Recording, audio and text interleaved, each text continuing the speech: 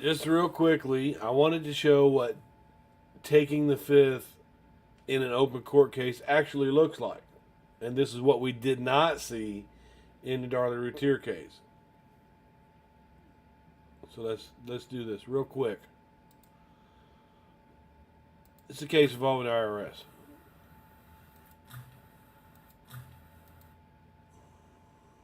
Hang on, I'm sharing the wrong thing. Go right here. Da-da-dee.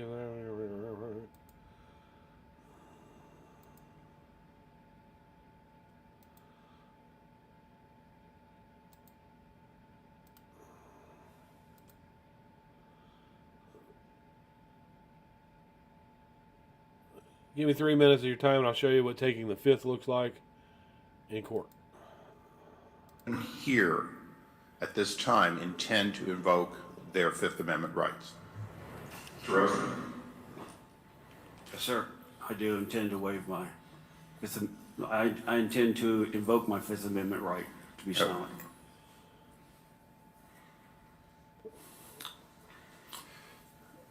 Mr. Roseman, you have not provided any written testimony today, is that correct? Okay. I understand from your counsel that you may want to assert your constitutional privileges, and you've already said that's correct.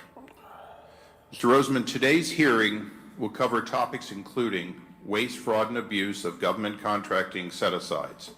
As Deputy Director, Enterprise Networks, and Tier Systems Support at the Internal Revenue Service, you are uniquely qualified to provide testimony that will help the committee better understand information technology acquisition practices at the IRS. To that end, I once again must ask you to consider answering questions that will bear on that subject with us. Mr. Roseman, what is your title at the IRS? His lawyer's telling him he can answer that. Mr. Chairman, my title was Deputy Director of Enterprise Network and Tier Systems Procurement.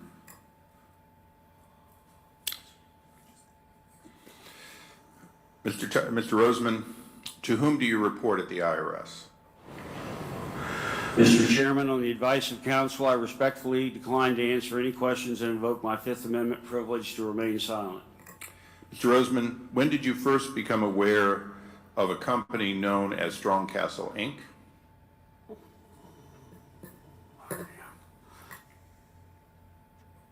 Mr. Chairman, on the advice of counsel, I respectfully decline to answer any questions and invoke my Fifth Amendment privilege to remain silent. Mr. Roseman, are you currently employed by the IRS? Mr. Chairman, on the advice of counsel, I respectfully decline to answer any questions and invoke my Fifth Amendment privilege to remain silent.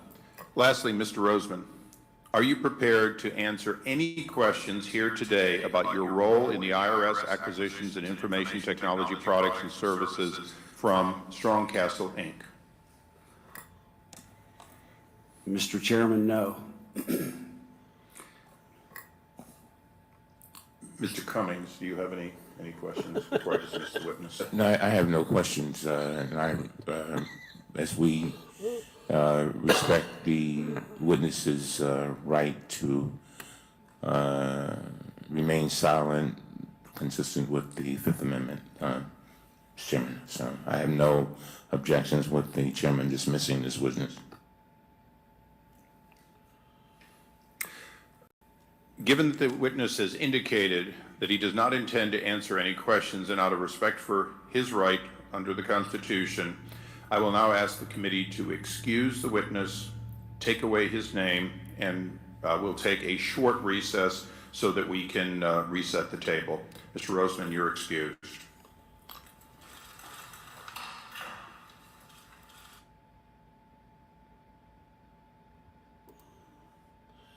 That's what taking the fifth looks like in open court. And what we didn't have was Jimmy Patterson doing that. We didn't have Frost doing that either. We did have them saying that they refused to answer any more questions if they were going to, any more questions about the wiretapping. But like I said, Jimmy Patterson never took the fifth. He never said, I invoke my fifth. He never refused to answer any more questions. He refused to answer questions where he was being accused in open court of a federal crime, and he did not have an attorney, and he asked for more time to read up about the law on that before he answered any questions on that and secure an attorney. We all have that right. But that's what taking the fifth looks like.